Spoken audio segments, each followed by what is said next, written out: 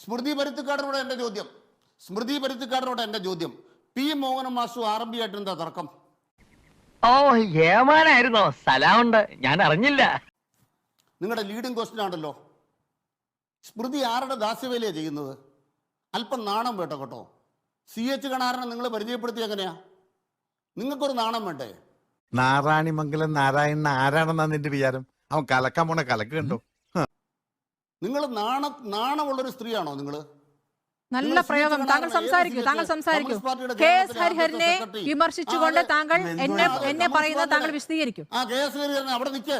നിങ്ങൾ എന്നിട്ട് നിങ്ങൾ ആ സ്ത്രീ ലംബടനായ മനുഷ്യനോട് നിങ്ങൾ ചോദിച്ച ചോദ്യം ഒരു മിനിറ്റ് ഈ രൂപത്തിലുള്ള ചർച്ചയിൽ സംസാരിക്കാൻ പറ്റില്ല. ശ്രീ അനിൽകുമാർ താങ്കൾക്ക് ഈ ചർച്ചയിൽ ഈ രൂപത്തിൽ സംസാരിക്കാൻ പറ്റില്ല. താങ്കൾക്ക് എന്തെങ്കിലും പറയാനുണ്ടെങ്കിൽ താങ്കൾക്ക് നേരിട്ട് പറയാം. ഈ ചർച്ചയിൽ ഈ അസത്യവാചകൾ പ്രയോഗിക്കാൻ പറ്റില്ല. ഇല്ല അതൊക്കെ താങ്കൾ എവിടെയെങ്കിലും തെളിയിച്ചോളൂ. ഇവിടെ പറയാൻ പറ്റില്ല.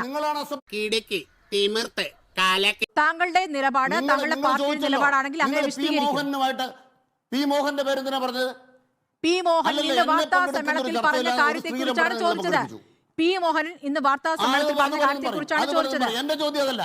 എന്റെ ചോദ്യം നിങ്ങളോടുള്ള ചോദ്യമാണ്. ബഹുമാനപ്പെട്ട സ്മൃതിയോട് പി മോഹൻ എന്തിനാണ് ജയിലിൽ കിടന്നത്? ഞാൻ പങ്കെടുക്കുന്ന ചർച്ചയിൽ പി മോഹൻ എന്തിനാണ് ജയിലിൽ കിടന്നത്? സ്മൃതിയുടെ പാട്ടപ്പറമ്പിലാണ് പി മോഹൻ കിടക്കുന്നത്.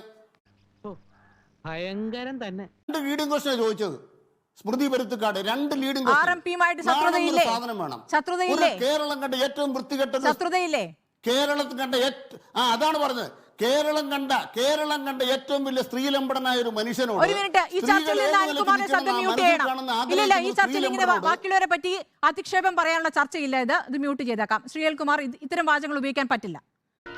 കിട്ടേണ്ടതൊക്കെ കിട്ടിയല്ലോ, സമാധാനമായല്ലോ.